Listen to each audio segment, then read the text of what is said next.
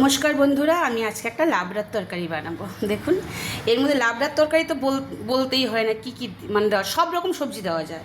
থোড় থেকে শুরু করে কুমড়ো, তারপরে বিনস, তারপরে কি বলে আলু, পটল, ঝিঙে, মানে অনেক 7-8 রকমের সবজি দিয়েছি।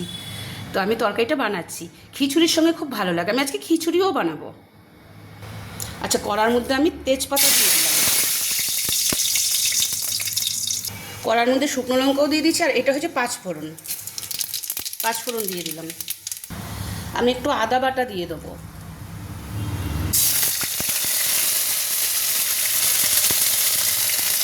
একটু জিরের গুঁড়ো দিয়ে দেবো,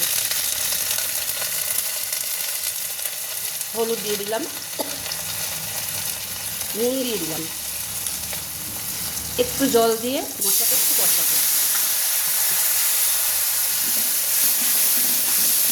একটু কষিয়ে নিচ্ছি। একটা জিনিস দিতে ভুলে গিয়েছি, একটু লঙ্কার গুঁড়ো দিলাম।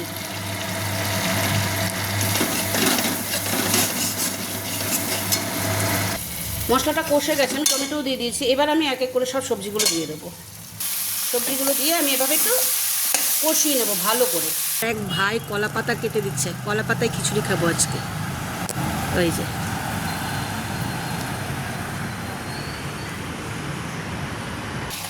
দেখুন, আমার লাবড়ার তরকারি রেডি একদম। নামানোর আগে একটু মিষ্টি দিয়েছি, এটা দেখাইনি, আর একটু গরম মশলার গুঁড়ো দিয়েছি। মিষ্টি যদি খেতে চান দেবেন, না হলে দেবেন না, ঠিক আছে।